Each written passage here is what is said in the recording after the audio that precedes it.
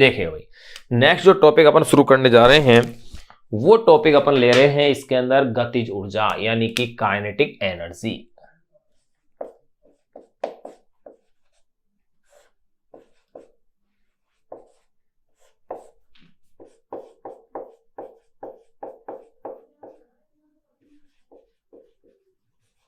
Kinetic energy इसे मैं लिखूंगा के ई से, काइनेटिक एनर्जी।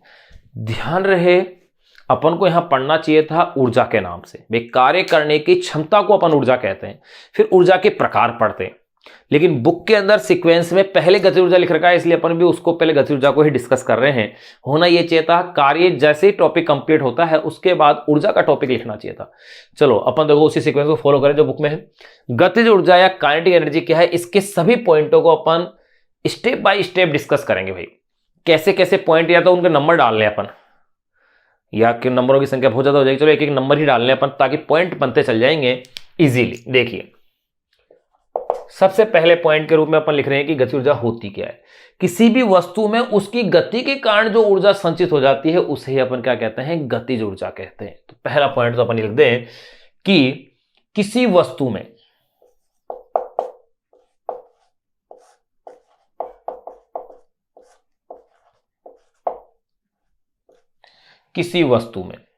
उसकी गति के कारण, किसी वस्तु में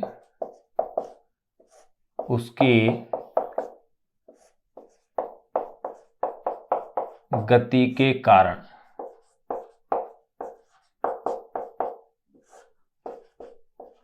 संचित ऊर्जा, किसी वस्तु में उसकी गति के कारण संचित ऊर्जा उसकी गतिज ऊर्जा कहलाती है।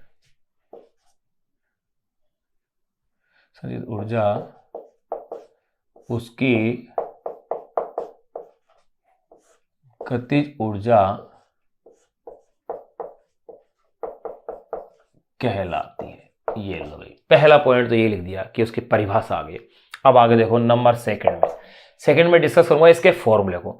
अगर वस्तु का द्रव्यमान स्मॉल m हो और वो विराम अवस्था से शुरू होकर के v वेग से गति करती है तो उसकी गति ऊर्जा क्या लिखी जाएगी, हाफ mv²। छोटी क्लास से अपन इस फॉर्मूले को पढ़ते आ रहे हैं, वैसे अपन इस फॉर्मूले को डिराइव भी करेंगे। तो देखिए यदि स्मॉल m द्रव्यमान की कोई वस्तु, यदि स्मॉल m द्रव्यमान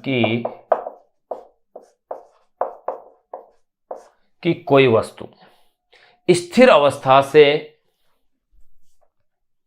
कोई वस्तु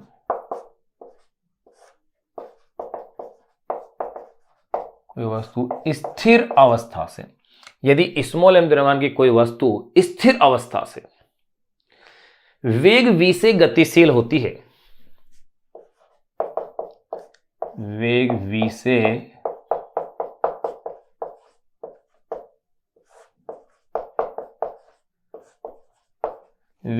गतिशील होती है, यदि स्मॉल m द्रव्यमान की कोई वस्तु स्थिर अवस्था से वेग v से क्या होती है, गतिशील होती है, तो वस्तु की गतिज ऊर्जा,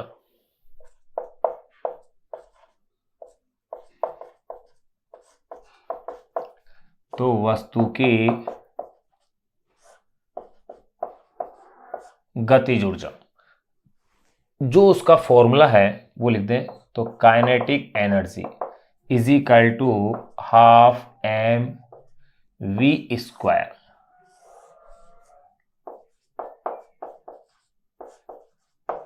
तो वस्तु की गतिज ऊर्जा kinetic energy is equal to half m v² होती है। अब देखिएगा यहीं अपन इस पॉइंट को थोड़ा सा और डिस्कस कर ले। चलो अगले पॉइंट में ले सकते हैं या इसी में ले सकते हैं।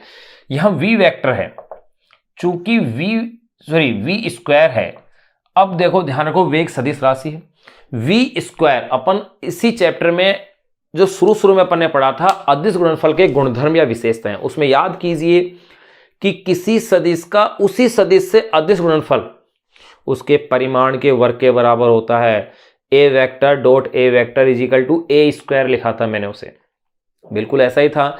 अगर ऐसा था तो यहां v² का मतलब क्या हो गया भाई, v vector dot v vector लिख सकता हूं मैं इसे। इसका मतलब kinetic energy is equal to half m। इसे मैं क्या लिख सकता हूं, v vector dot v vector. अगर ऐसा लिख दिया तो गौर कीजिएगा, दो सदिशों का अदिश गुणनफल क्या होता है, एक अदिश राशि होती है, यानी गति ऊर्जा क्या है, अदिश राशि। तो अपन कह सकते हैं अतः गति ऊर्जा अदिश राशि है। अतः गतिज ऊर्जा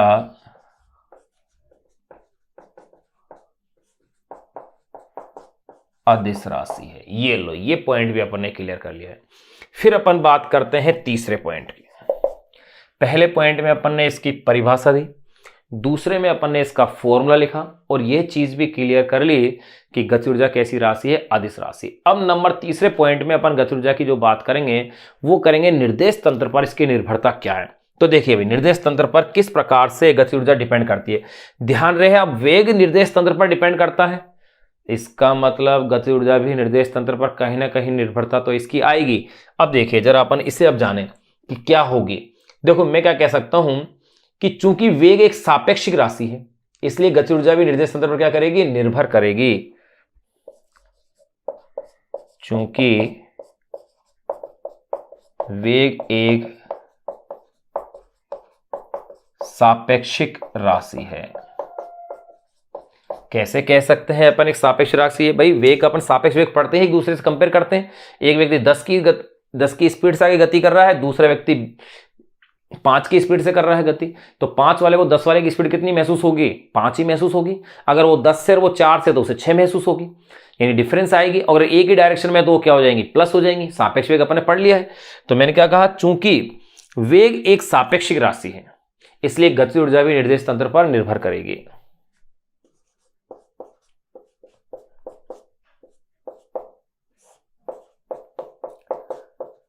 इसलिए गतिज ऊर्जा भी निर्देश तंत्र पर निर्भर करेगी।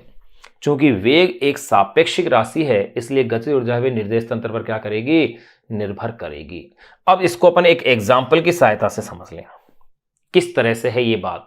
देखिएगा, मैं यूं कह सकता हूं, वी वेग से गतिमान ट्रेन में बैठे, वी वेग से गतिमान ट्रेन में बैठे स्मॉल एम द्रव्यमान के एक व्यक्ति की, बैठे स्मॉल एम द्रव्यमान के एक व्यक्ति वी वेग से गतिमान ट्रेन में बैठे, वी वेग से गतिमान ट्रेन में बैठे स्मॉल एम द्रव्यमान के एक व्यक्ति की गतिज ऊर्जा, एक व्यक्ति की गतिज ऊर्जा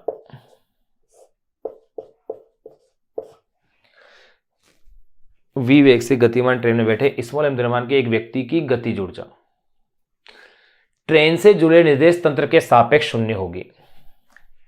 बिल्कुल सही बात है। ट्रेन से जुड़े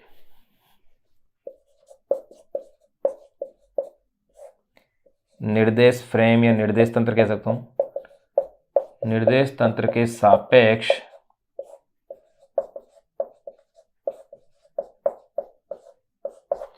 ट्रेन से जुड़े निर्देश तंत्र के सापेक्ष क्या होगी, शून्य होगी। जबकि पृथ्वी पर खड़े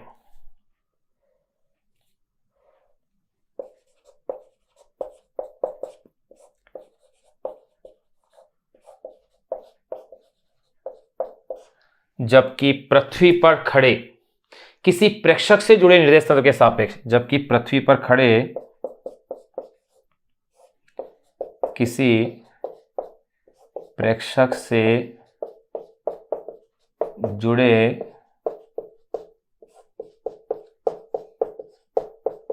निर्देश तंत्र के सापेक्ष, जबकि पृथ्वी पर खड़े किसी प्रेक्षक से जुड़े निर्देश तंत्र के सापेक्ष हाफ mv स्क्वायर होगी, के सापेक्ष 12 mv² होगी। ये लो भाई, ये पॉइंट आपने क्लियर कर लिया है।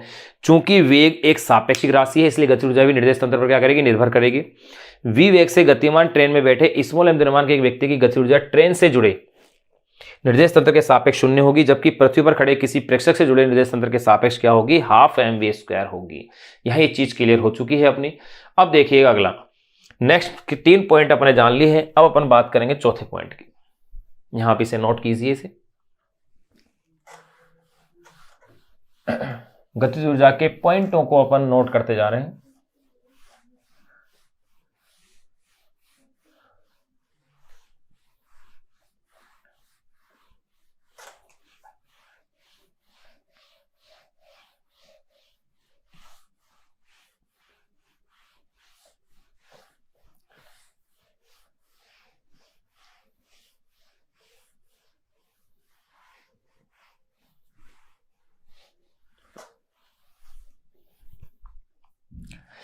देखिए अपन कितने पॉइंट, अपन ने पहला पॉइंट अपन ने जाना था इसकी परिभाषा क्या थी, दूसरे पॉइंट में अपन ने इसका फॉर्मूला क्लियर कर लिया था, फिर तीसरे पॉइंट के अंदर अपन ने दूसरे पॉइंट में फॉर्मूले के साथ साथ ही ये भी अपन ने क्लियर कर लिया था कि अदिश राशि है। फिर तीसरे पॉइंट में अपन ने इसका जो देखा सापेक्षिक, निर्देश तंत्र के सापेक्ष। अब अपन फोर्थ पॉइंट की अपन बात कर रहे हैं। देखो फोर्थ पॉइंट में ये कह रहे हैं यदि वस्तु बल की दिशा में गतिशील होती है तो उसका वेग बढ़ेगा, यानी कि गति ऊर्जा के मान में क्या होगी, वृद्धि होगी। लेकिन अगर वस्तु बल की विपरीत दिशा में विस्थापित होगी तो गति ऊर्जा क्या होगी, घटेगी। देखिए अपन ये कह सकते हैं नंबर फोर्थ पॉइंट में कि यदि वस्तु बल की दिशा में गतिशील होती है, यदि वस्तु बल की दिशा में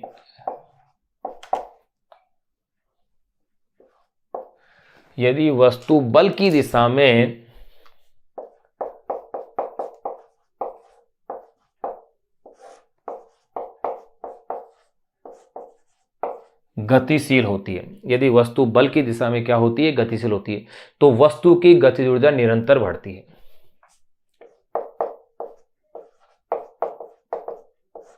तो वस्तु की गतिज ऊर्जा निरंतर, यदि वस्तु बल की दिशा में गतिशील होती है तो वस्तु की गतिज ऊर्जा निरंतर बढ़ती है। देखिए, और जब बल की विपरीत दिशा में विस्थापित होती है, और जब बल की विपरीत दिशा में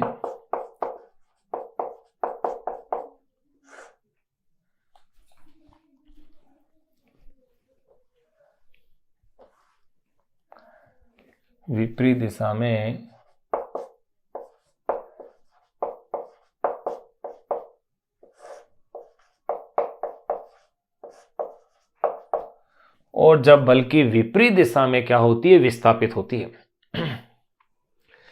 तो गतिज ऊर्जा घटती है।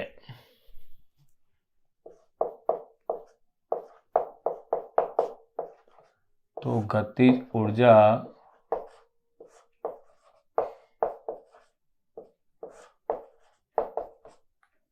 घटती है।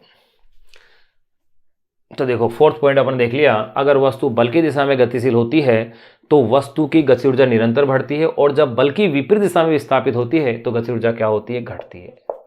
नंबर 5वें पॉइंट की और अपन बात करें, गति ऊर्जा सदैव कैसी होगी, धनात्मक। क्यों होगी, देखो m जो है द्रव्यमान, वो तो कभी नेगेटिव होता ही नहीं है, तो इसका मतलब, और दूसरा वेग की बात करें, वेग अगर ऋणात्मक भी है तो उसके ऊपर स्क्वायर बैठा हुआ है, तो नेगेटिव का स्क्वायर हमेशा क्या होगा, पॉजिटिव, क्योंकि minus v into minus v plus v हो गया।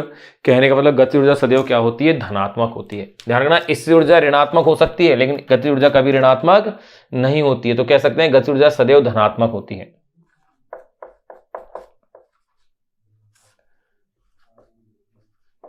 गतिज ऊर्जा सदैव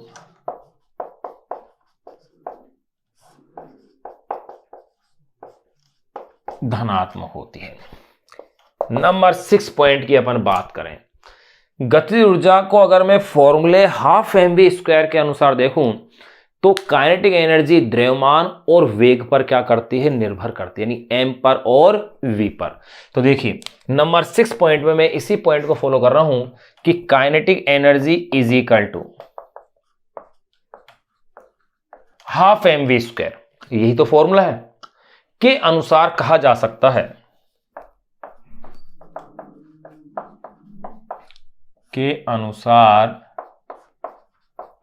कहा जा सकता है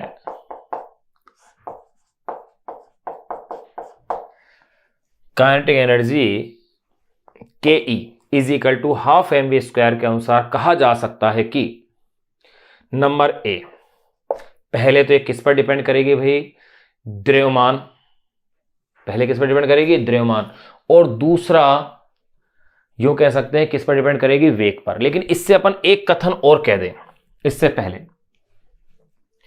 के अनुसार यह कहा जा सकता है कि, तो इसको पहले मैं दो भागों के अंदर बांट लेता हूं।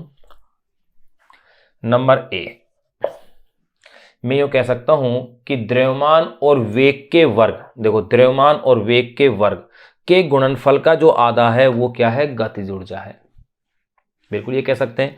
तो मैं कह सकता हूं नंबर ए के अंदर कि द्रव्यमान वे वेग के वर्ग, द्रव्यमान वे वेग के वर्ग, द्रव्यमान वे वेग के वर्ग के गुणनफल का आधा, वेग के वर्ग के गुणनफल का आधा, द्रव्यमान वे वेग के वर्ग के गुणनफल का आधा, देखो द्रव्यमान आ गया, वेग का वर्ग हो गया, फिर उसका क्या है, आधा है, गतिज ऊर्जा के बराबर होता है, का आधा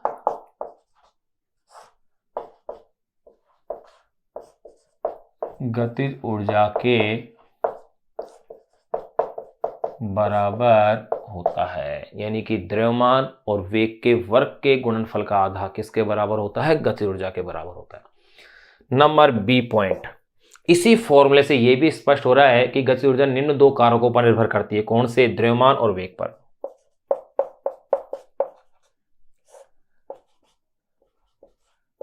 गतिज ऊर्जा निम्न दो कारकों पर निर्भर करती है और किसी पर नहीं भाई। कौन से दो कारक है जिन पर निर्भर करती है, देखिए नंबर फर्स्ट, चलो नंबर B1 कह देता हूं मैं, बी के पार्ट किए मैंने, नंबर B1 में कह दूं द्रव्यमान,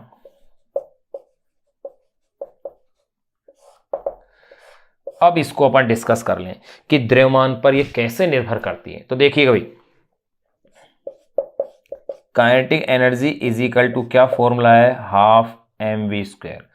अगर v नियत हो तो आप इस फॉर्मूले से यूं कह सकते हो, क्योंकि देखो आपको पता है कि हाफ है, आंकिक संख्या है, तो नियत है ये, तो मैं कह सकता हूं काइनेटिक एनर्जी इज प्रोपोर्शनल क्या हो गई, स्मॉल m, कब, जबकि v कैसा होना चाहिए, नियत हो। ये लो शॉर्ट में मैं कह सकता हूं, यानी कि अगर मैं इसमें ग्राफ की अगर बात करूं तो ये ग्राफ इस तरह से आएगा, काइनेटिक एनर्जी को यहां लिया जाए, द्रव्यमान को इस अक्ष पर लिया जाए, तो ये ग्राफ कैसे आएगा, एक स्ट्रेट लाइन आएगा, लेकिन उसके लिए कंडीशन क्या है कि v कैसा होना चाहिए, नियत। अगर v नियत है तो उस स्थिति के अंदर गतिज ऊर्जा द्रव्यमान के क्या होगी, डायरेक्टली प्रोपोर्शनल, यानी उसके क्या आएगी, समानुपाती आएगी। अब देखिएगा जब इस तरह से आता है तो फिजिक्स में ये चीज अच्छे से जान लो, आप इसे यूं लिख सकते हो, काइनेटिक एनर्जी 1 अपॉन में kinetic energy 2 is equal to m1 upon में m2, यानी कि दो पिंड, दो अलग अलग पिंड जिनके द्रव्यमान अलग है, अगर एक समान वेग से गतिमान हो तो उनमें से जिस पिंड का द्रव्यमान ज्यादा होगा उसकी गतिज ऊर्जा क्या होगी, ज्यादा होगी। अर्थात समान वेग से गतिमान दो पिंडों में से अधिक द्रव्यमान वाले पिंड की गति ऊर्जा अधिक और कम द्रव्यमान वाले पिंड की गति ऊर्जा क्या होगी, कम होगी। तो आप कह सकते हैं, अपन यूं कह सकते हैं, अतः इसके बाद की स्टेप को मैं लिख रहा हूं, अतः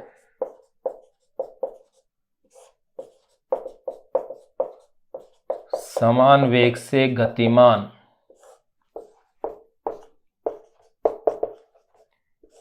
दो भिन्न पिंडों, अतः समान वेग से गतिमान दो भिन्न पिंडों में भारी पिंड की गतिज ऊर्जा अधिक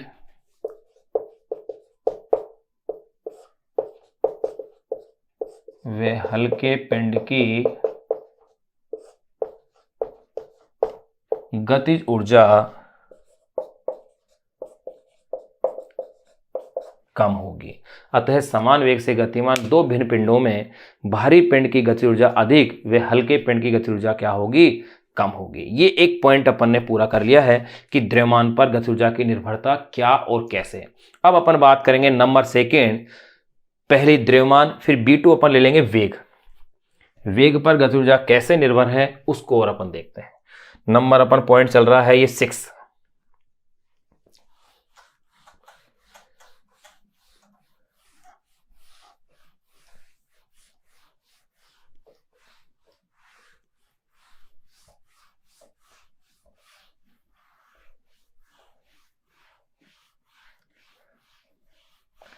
6 पॉइंट में अपन ने बी जो पार्ट है उसके अंदर B1 अपन ने कंप्लीट कर लिया है। अब नंबर B2 की अपन बात करेंगे। देखिए भाई, नंबर B2 क्या कहता है। नंबर B2 किस पर निर्भर होगी भाई, वेग पर। ध्यान रहे, निम्न दो कारकों पर निर्भर करती है। नंबर B1 द्रव्यमान पर, नंबर B2 किस पर, वेग पर। तो देखो वेग पर कैसे निर्भर होगी, तो ध्यान रहे kinetic energy is proportional V² होगा। कब, जबकि m नियत हो। अगर m नियत होगा तो गतिज ऊर्जा वेग के वर्ग के क्या होगी, समानुपाती, क्योंकि kinetic energy is equal to half mv²। m को मैंने नियत कर दिया है, यानी कि m नियत होने पर, यानी कि अब देखिए अगर मैं इसके लिए ग्राफ की अगर मैं बात करूं तो देखें, यहां इस अक्ष पर ले रहा हूं मैं काइनेटिक एनर्जी को, यहां मैं ले रहा हूं प्लस में v और यहां ले रहा हूं मैं माइनस में v, क्योंकि वेग का मान प्लस माइनस दोनों में हो सकता है, लेकिन गतिज ऊर्जा कभी माइनस में नहीं होगी। तो देखो ध्यान रखो, यहां वर्ग है तो ग्राफ निश्चित रूप से अब घातों में फर्क है, 1 की घात 2 है, 1 की घात 1 है। इसका मतलब ग्राफ परवलयाकार होगा। और जब ऐसा ग्राफ हो तो ध्यान रहे जिसकी घात जिस और घात कम है, ग्राफ को उस ओर झुका देना है, यानी कि ये ग्राफ इस तरह से आएगा, जैसा इस अक्ष पर वैसा यहां, यानी इस तरह से अपन गतिज ऊर्जा और वेग के साथ ग्राफ को अपन ले सकते हैं।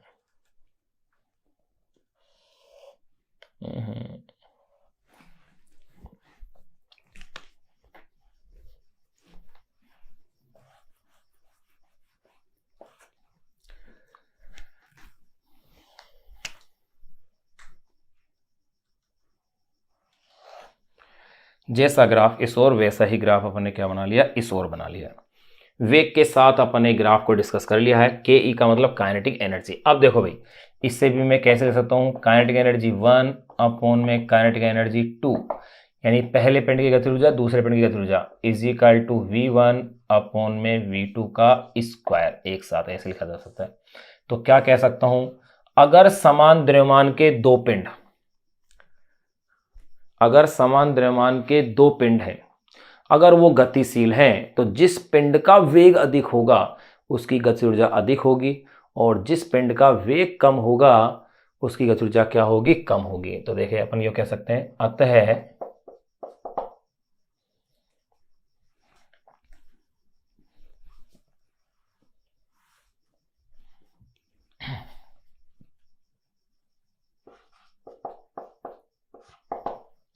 अतः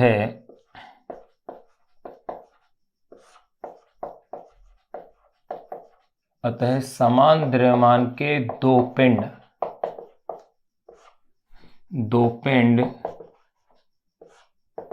भिन्न भिन्न वेगों से गतिमान हो तो कम वेग वाले पिंड का या कम वेग वाले पिंड की गतिज ऊर्जा, तो कम वेग वाले पिंड की गतिज ऊर्जा कम एवं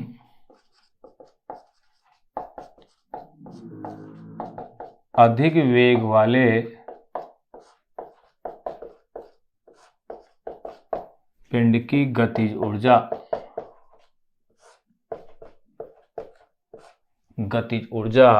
अधिक होगी। ये लो। अतः समान द्रव्यमान के दो पिंड भिन्न भिन्न वेगों से गतिमान हो तो कम वेग वाले पिंड की गतिज ऊर्जा कम एवं अधिक वेग वाले पिंड की गतिज ऊर्जा क्या होगी, अधिक होगी। ये कॉन्सेप्ट और अपन ने इसमें क्लियर कर लिया है। अब अपन जो नेक्स्ट जो टॉपिक पढ़ने जा रहे हैं नंबर 7, और इसका लास्ट गतिज ऊर्जा का पॉइंट अपन पढ़ेंगे। ध्यान रखना, गतिज ऊर्जा और कार्य में संबंध तो अपन बाद में पढ़ेंगे, वो भी एक गतिज ऊर्जा का ही पार्ट है, लेकिन वो अपन पढ़ेंगे कार्य और गतिज ऊर्जा की अभिधारणा के नाम से। तो यहां अपन जो नेक्स्ट जो अपन पॉइंट पढ़ने जा रहे हैं नंबर 7, वो अपन पढ़ेंगे गतिज ऊर्जा और संवेग में संबंध। तो देखो भाई, गतिज ऊर्जा के ई वे रेखीय संवेग, जिसे अपन केवल संवेग भी कह सकते हैं, रेखीय संवेग P में संबंध।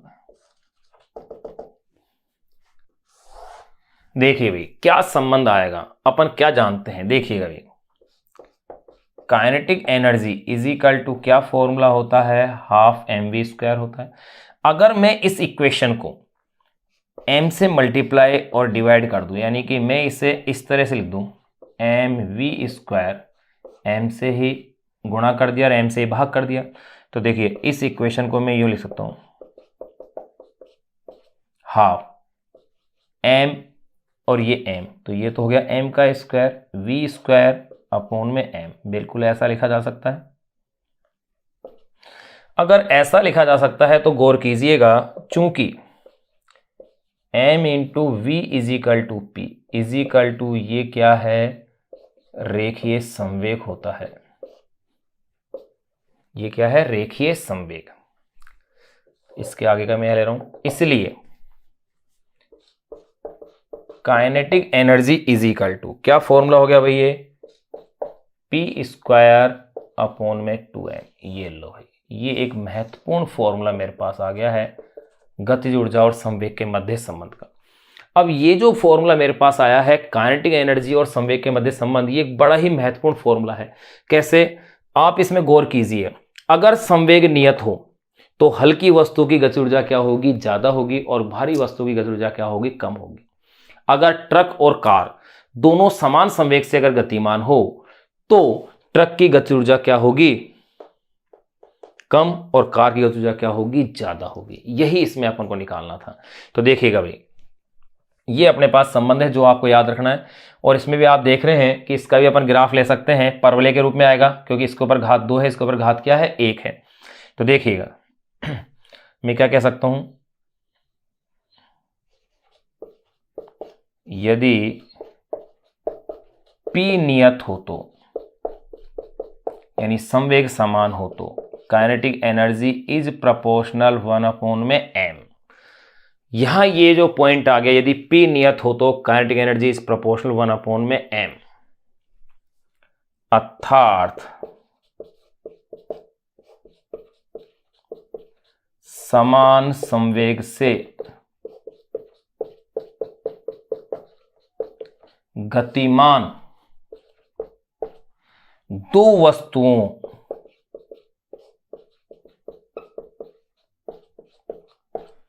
अर्थात समान संवेग से गतिमान दो वस्तुओं में से, समान संवेग से गतिमान दो वस्तुओं में से हल्की वस्तु की गतिज ऊर्जा, हल्की वस्तु की गतिज ऊर्जा अधिक वे भारी वस्तु की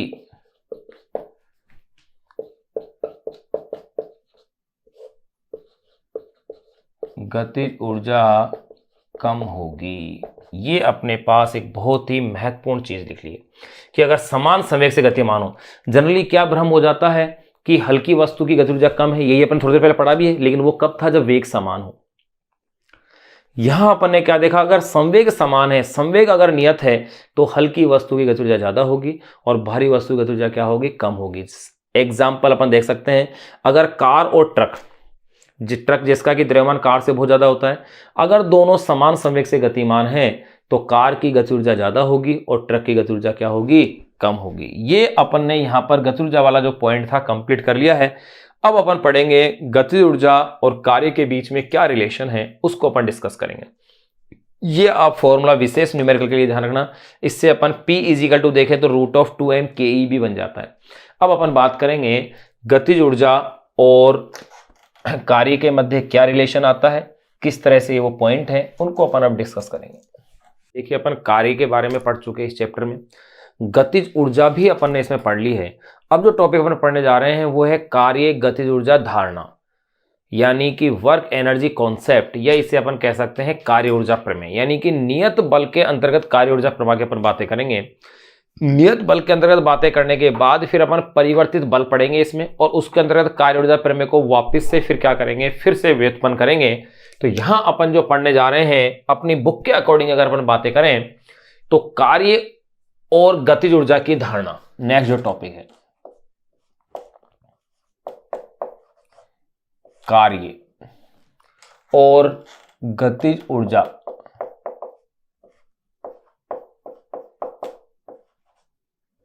और गतिज ऊर्जा की धारणा,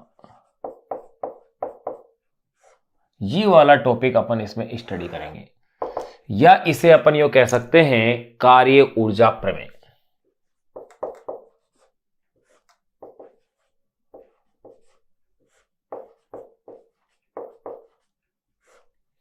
ध्यान रहे, कार्य ऊर्जा प्रमेय जो अपन पढ़ेंगे वो परिवर्तित बल के अंतर्गत भी अपन पढ़ेंगे। यहां तो अपन एक नियत बल के अंतर्गत अपन इसे पढ़ रहे हैं।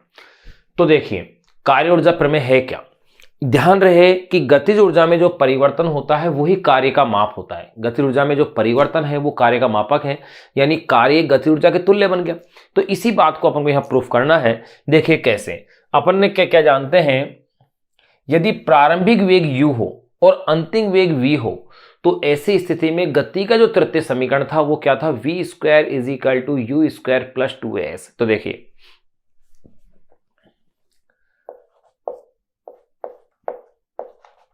प्रारंभिक वेग u व अंतिम वेग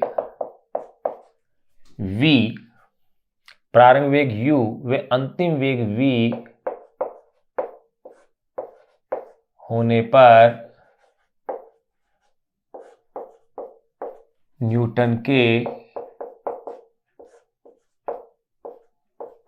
गति के तृतीय समीकरण से। क्या था न्यूटन गति का तृतीय समीकरण में पढ़ चुके हैं, तृतीय नियम अलग है, समीकरण क्या है, अलग है। तो न्यूटन गति के तृतीय समीकरण से ये समीकरण आपने लिखी थी, याद हो तो, v² = u² + 2as। इसी समीकरण को मैं लिख सकता हूं v² - u², या इसी को मैं इस तरह से लिख सकता हूं। कैसे भाई, इसको ट्रांसफर करके इधर लिख दे, यानी कि मैं ये कह सकता हूं देखिए या मैं इस समीकरण को इस तरह से अरेंज कर दूं, देखो बात एक ही है, यानी कि 2as is equal to v square minus u square. अब ये जो इक्वेशन मेरे पास आई है, इस इक्वेशन को पूरी को मैं क्या करता हूं, हाफ एम से मल्टीप्लाई कर देता हूं। देखो क्या कहा मैंने, प्रारंभिक वेग u वे अंतिम वेग v होने पर न्यूटन की गति के तृतीय समीकरण से। ध्यान रहे इस तृतीय समीकरण के अंदर a तो त्वरण है और s क्या है, उसका विस्थापन है। तो देखो उपरोक्त समीकरण को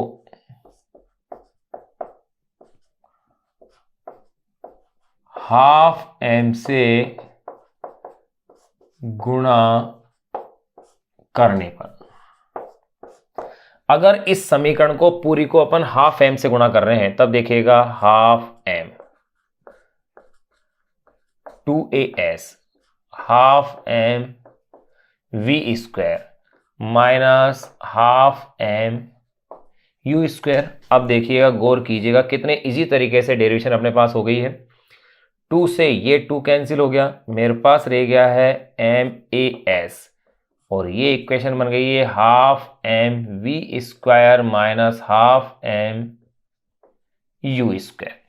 अब गौर कीजिएगा यहां पर एम ए ये क्या है, बल बन गया है क्योंकि द्रव्यमान इंटू त्वरण। तो देखो चूंकि m a is equal to क्या है, फोर्स, इसलिए F s is equal to half m v square minus half m u square.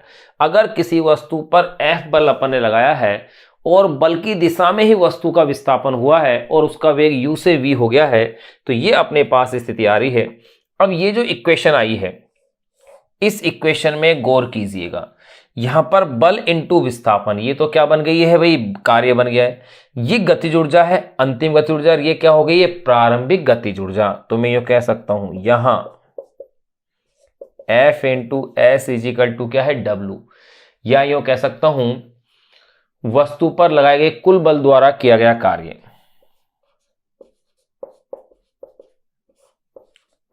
वस्तु पर लगाए गए कुल बल द्वारा किया गया कार्य, लगाए गए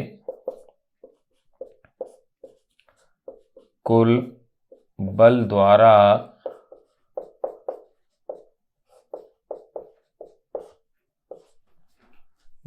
किया गया कार्य, ये तो हो गया है W, यानी वस्तु पर लगाए गए कुल बल द्वारा किया गया कार्य। फिर देखिएगा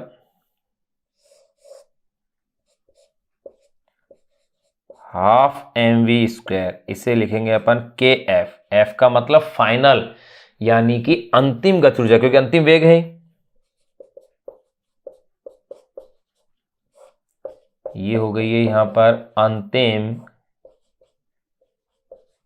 गतिज ऊर्जा। और हाफ एम यू स्क्वायर इसे कह देंगे के आई, आई का मतलब इनिशियल अर्थात प्रारंभिक गतिज ऊर्जा, प्रारंभिक गतिज ऊर्जा। अब देखिएगा भाई इसके आगे के हिस्से को मैं इधर टच कर रहा हूं, तो यहां मैंने क्या देख लिया कि F इंटू एस कार्य हो गया, वस्तु पर लगाए गए कुल बल द्वारा किया गया कार्य हो गया, और हाफ एम वी स्क्वायर क्या हो गई, अंतिम गतिज ऊर्जा हो गई, और हाफ एम यू स्क्वायर यानी के आई ये हो गई है मेरे पास प्रारंभिक गतिज ऊर्जा। तो आप यूं कह सकते हैं यानी कि W is equal to F s को क्या लिख दिया मैंने, W is equal to K final minus K initial. यही क्या है, कार्य ऊर्जा प्रमेय है। ये लो, यही कार्य ऊर्जा प्रमेय है जिसके अनुसार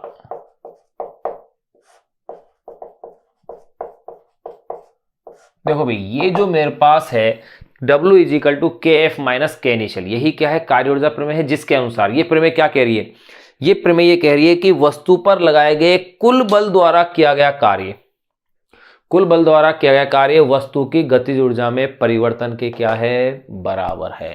यही क्या कहलाती है? कार्य ऊर्जा प्रमेय है। तो यह मैंने क्या लिख दिया? यही कार्य ऊर्जा प्रमेय है जिसके अनुसार किसी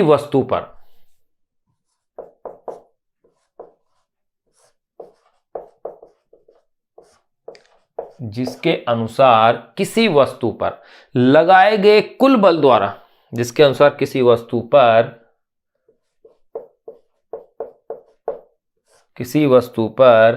लगाए गए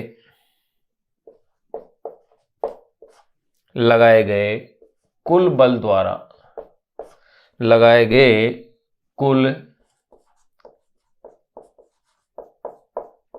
द्वारा किया गया कार्य जिसके अनुसार किसी वस्तु पर लगाए गए कुल बल द्वारा किया गया कार्य उस वस्तु की गतिज ऊर्जा में